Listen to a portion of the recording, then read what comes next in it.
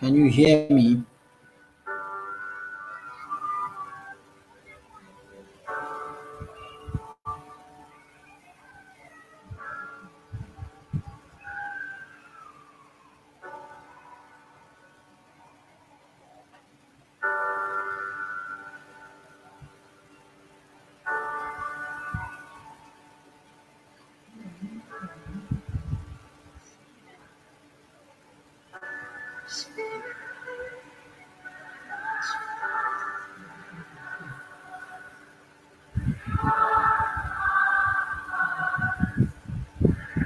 Hello, can you hear me?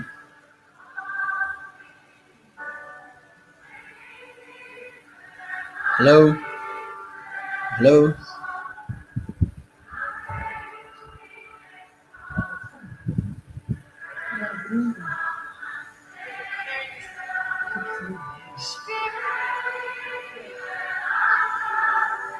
Okay, okay.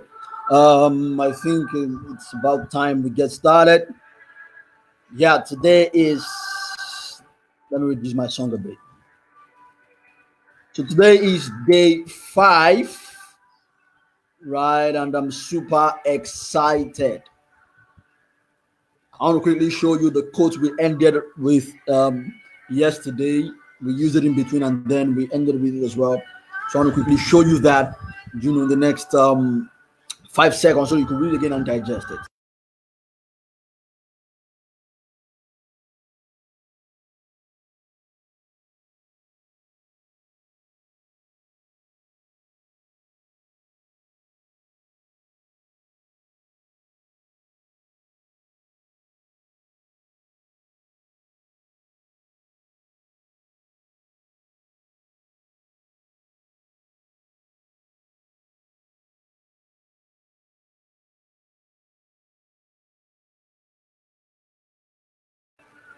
So that's something that we can start with today, right? And I hope that you have, in one way or the other, reached out to somebody, a group of people, within the last 24 hours in the little ways that you can. Because, like I said, we are blessed to bless, we are saved to save, we are healed to heal, we are exalted to exalt, we are lifted to lift, right? Our shoulders should become succor points for other people to find solace. And that's a very good place to start with today. So that was a brief of what we did in day 4, right? Of course, today is day 5 of our 7 days challenge. Is 2 days to go, right? And we would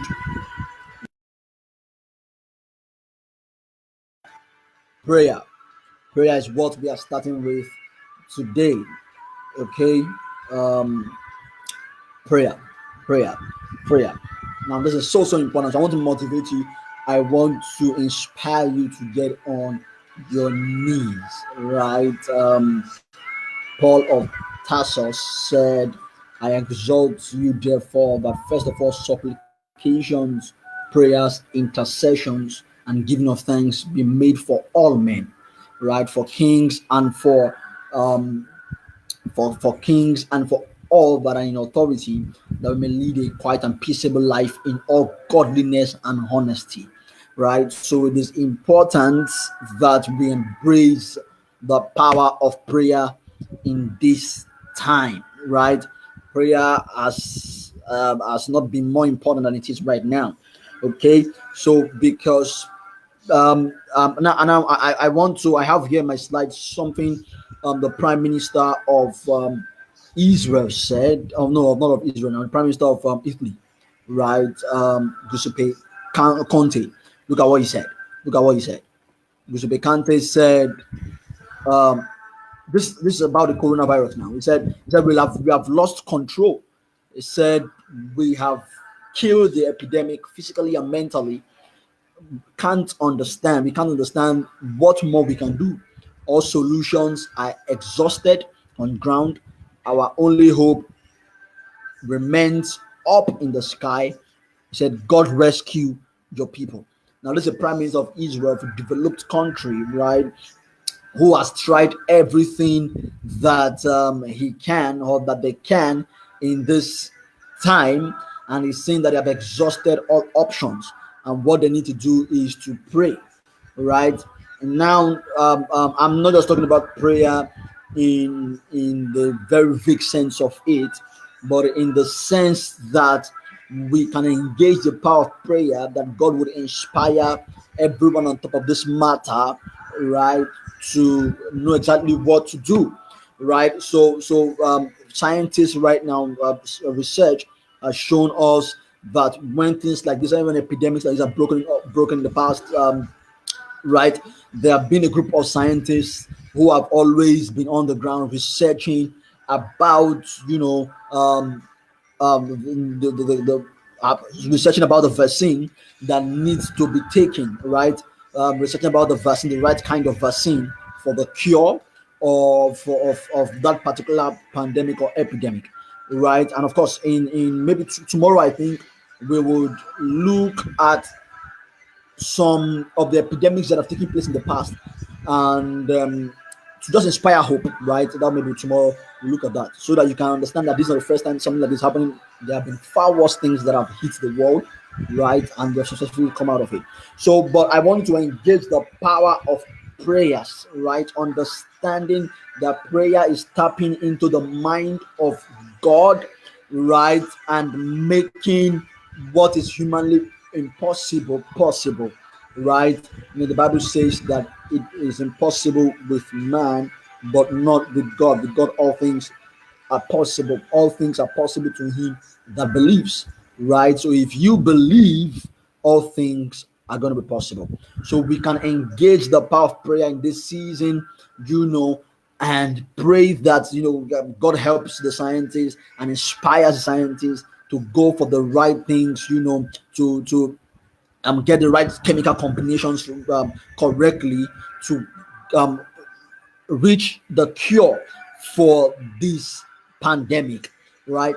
That is the challenge. That is what I'm challenging you to do today, because in the peace of Jerusalem shall you find peace, right? That's what the Bible says. So that means that whatever is happening right now has affected everybody. This is an epidemic, I know, that has brought everyone to their knees, right? Everyone has been brought to their knees. The best of the best have been brought to their knees, right?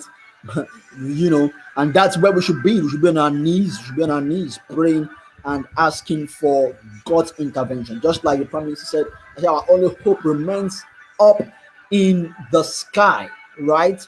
That's where our hope remains, right? So I believe that God can inspire men, but just praying vaguely, that the epidemic or the pandemic just goes away. We know it's going to go away, but we know that God is going to intervene using human instruments, right?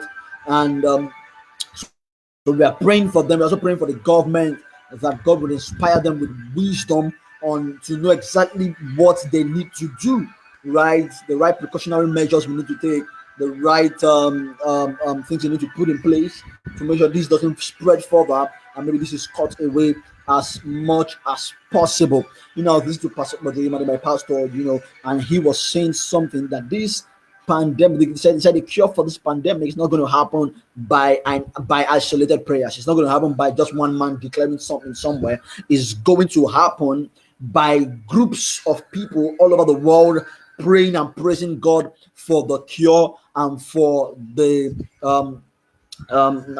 end of the virus, right? So, and that is what is going to happen. So, your little corner, don't say, "Oh well, who am I? I'm insignificant. How much can I? What can I really do? How much can my prayer amount for this epidemic, for this pandemic? To be wiped away?" No, it is as two or three gather in the name of Jesus Christ, this thing happens, right? So we need to do in twos, in threes, and keep praising and praying God about these things, and I'm sure God is going to come through for us. I want to tell you a little story about that describes the power of prayers, right? So there's a story of a little church down the road somewhere, I think in the United States of America or so, and then There beside that church was a brothel where prostitutes, you know, were and sold their business, and many times they would disturb the church, and many times, they would play loud music. That wasn't good for the reputation of the church, and it wasn't, it hindered a lot of things, right? And the church, right, prayed, went to prayers about it, you know. At the end of the day, what happened was, the the building, the brothel, caught fire, got burnt right to the ground. And the owner of the brothel, the owner of that building, knowing fully well what the church did, sued the church to court, right? Sued the church to court. And in the court, of course, the pastor was someone, and the owner of the brothel was right there, who was the plaintiff, and then the church, the defendant. What happened was, so the judge asked the church, so is it true? What does man accuse you of? Because the accusation was that this man was the reason why our hotel or our brothel got burned to the ground. And the judge asked the pastor, is it true what this man is saying? Is it true that you actually burnt down the brothel of this man? And the pastor said, no, we did not burn down the brothel of the man. You know. And the judge turned to the owner of the brothel and said, he said he didn't burn. He said, yes, he didn't literally burn the brothel, but their prayers did. And then the judge turned to the pastor and said, was it true that your prayers burned the brothel of the man? The man said, no, it wasn't our prayer who burnt the brothel of the man. And at the end of the day, the judge said, behold, a pastor who doesn't believe in the power of prayers, and behold, a brothel manager or a brothel owner who believes in the power of prayers. So, even though the pastor did not believe that it was his prayers that burned down the brothel of the man, right, of the manager or owner of the brothel, the the owner of the brothel believed that it was the prayer of this man who did that. Now, that's to tell you how many times you even pray and don't believe that your prayers are going to come to pass. You need to pray, you need to believe. The Bible says you have faith as small as a mustard seed. So I tell people, you don't need big faith to make things happen. No, you need small faith. In fact, you need faith as small as a mustard seed. And what did he say was going to be the effect of that faith? He said that faith is going to move mountains from one spot to another. That's how powerful small faith is. So you don't need big faith. You don't need to be a big man of God. You don't need to be you don't need to be called into the fivefold ministry to actually effect changes through prayers. Right? You don't have to. You just have to be one man somewhere who believes in the prayer that he offers, right? And then those prayers would make changes. Because if your faith is as small as a mustard seed, you can say to this mountain, be that cast into the sea. And if you do not doubt, you will receive whatsoever you have said. That is what the Bible says, and that's what you should believe. And I want us all to believe that in this season and enjoy and engage the power of prayers, right? Many times I like to say that the solution to our problem is as far as our knees are to the ground. Many times I come again, many times the solution to our problem is as far as our knees are to the ground. So what that means is that many of the problems and challenges that we face in life, the solution is oftentimes, in prayers, right? Like I said, I'm not talking about isolated prayer, I'm not talking about big prayers, but prayers that actually engage the mind of God. So that is the first thing I'm talking to you about today. So I want to challenge you wherever you are. I want to believe that you're with your family, if you stay alone, if you're friends or something. I want to believe that you are in a company, one or two persons, and I want to encourage you and challenge you to, with those people, engage the power of prayer. So uh, join hands together and pray about these things, and pray for the solution to come fast, and pray for your country, pray for people around you, pray for your family, and things like that. So that's my first charge to you today, right? And my second charge to you is along the lines of gratitude, gratitude, gratitude, right? And coincidentally, um, they seem to these two things seem to um, go hand in hand. It was E.O. Excel, who wrote the song "Count Your Blessings, Name Them One by One." Count your blessings, name them one by one. In the calmness of this evening, the absence of the bustle of going out very late in the morning and coming back late at night, we can reach deep down into our soul and appreciate the universe, appreciate God, the Creator, of all things, for bringing us this far, and a lot of the other things that we should be grateful for. There is no better time to count your blessing than now. I know things might not be as you thought they were going to be. I know this pandemic has really created an upheaval for a lot of people. I know this has really messed up a lot of plans for people. It has, for not just you, for me as well. A lot of plans that we have, were just messed up by this pandemic. Some people have been laid off, people's salaries have been slashed, and things like that. But like I would always say, it is always a choice to look at the cup half empty or half full, right? It's always a choice to look at the thorn, the rose, or to see the rose in the thorn. And that's what gratitude helps you to do.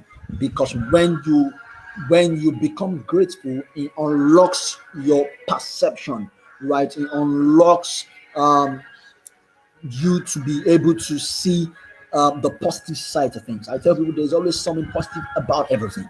There's always something positive about everything. Never forget this. There's always something positive about everything. There's always, for every bad thing that happens to you, for every bad thing that happens to you, there's always something good that you can pick out of it. Only if you are open enough to see it.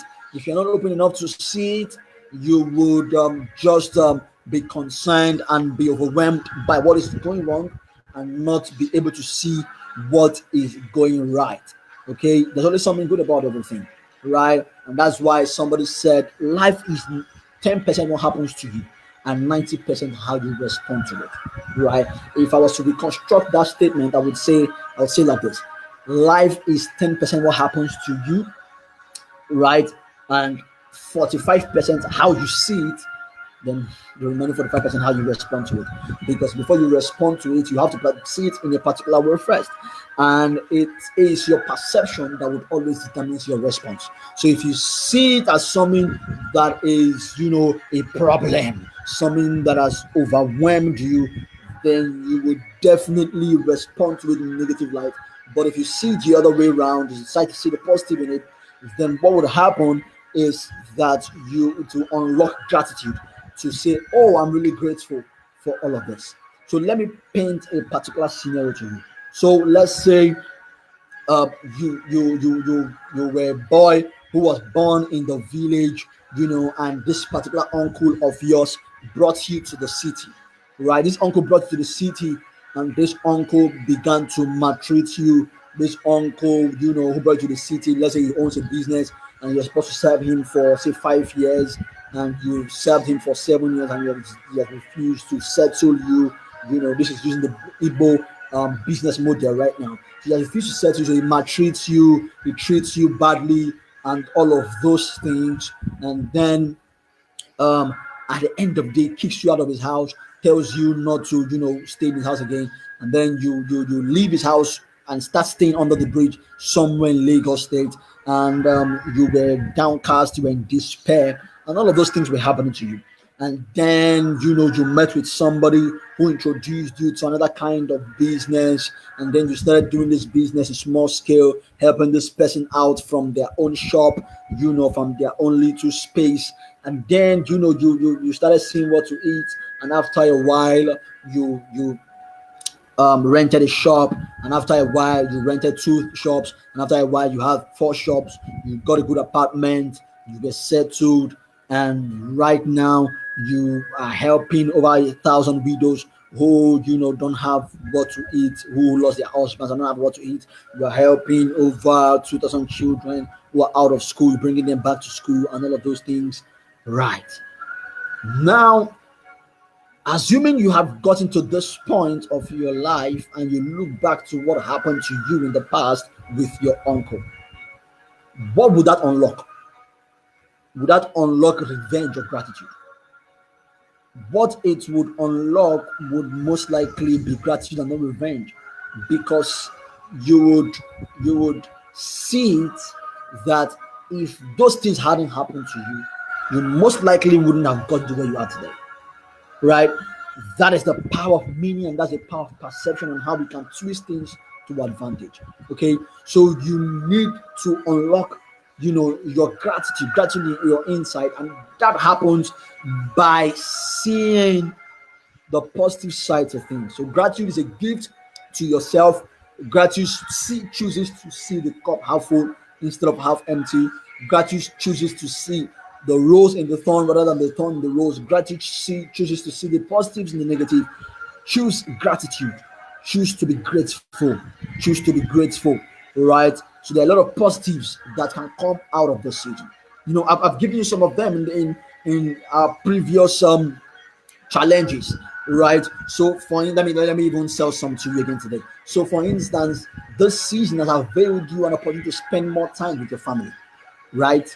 You may not have seen that something positive before, but you can tilt and then tilt your perception to what it was to this way and say, okay, wow, maybe I've never had this kind of time to spend my family in a very long time, and this has availed me that opportunity.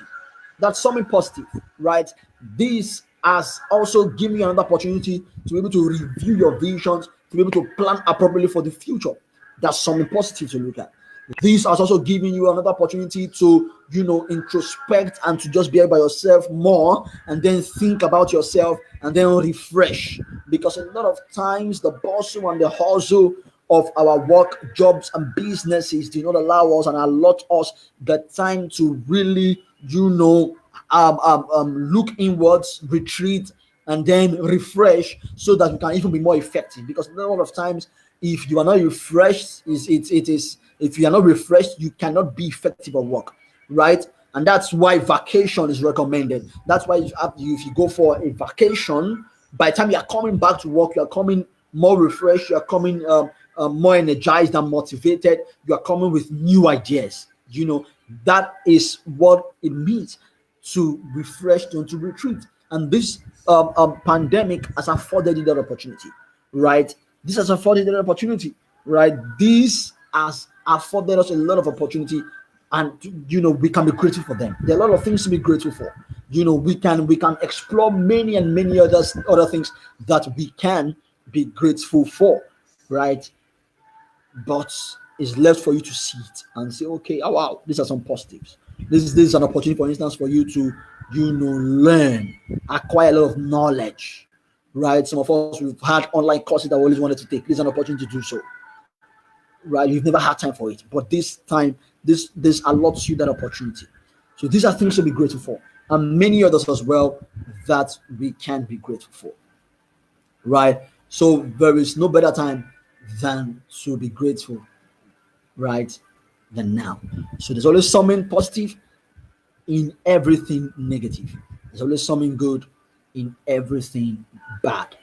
And that's why Paul of Tarsus said, all things work together for our good. The story I told you is a typical example of that. All things work together for good, right? So all things are going to work together for our good. This season is also going to pass as well, but we can maximize it and be grateful. So gratitude, one of the things gratitude does is gratitude releases positive energy into the atmosphere. Gratitude also unlocks certain happy hormones, in our system that also energizes us and all of that. Ingratitude, on the other hand, bitterness, complaint, on the other hand, actually affects our system negatively, and that's something you want to get rid of this season. So decide to see the rose in the thorn rather than the thorn in the rose. Don't forget the things that we have shared today.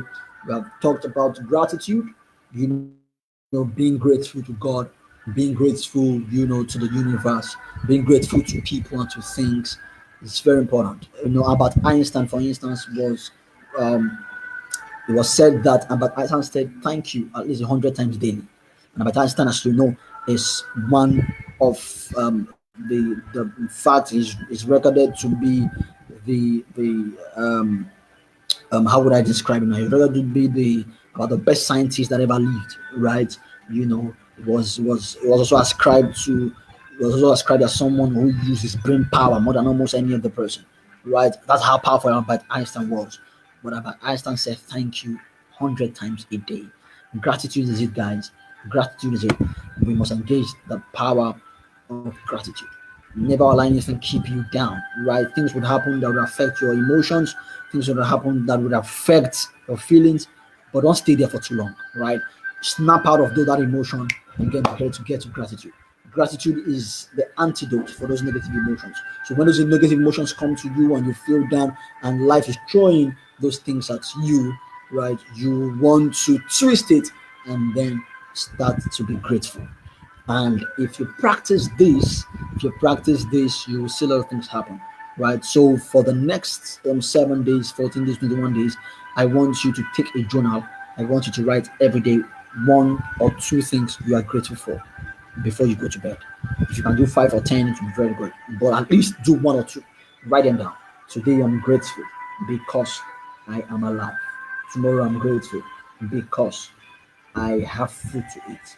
Next tomorrow I'm grateful because I have a family. Next day I'm grateful because I still have a shirt over my head. Right? Now if you are doing this challenge, don't write the ones I just mentioned. Look for something else. And whatever it is you write down today, make sure you don't repeat it all through um, the challenge, all through the number of days you're going to be doing it.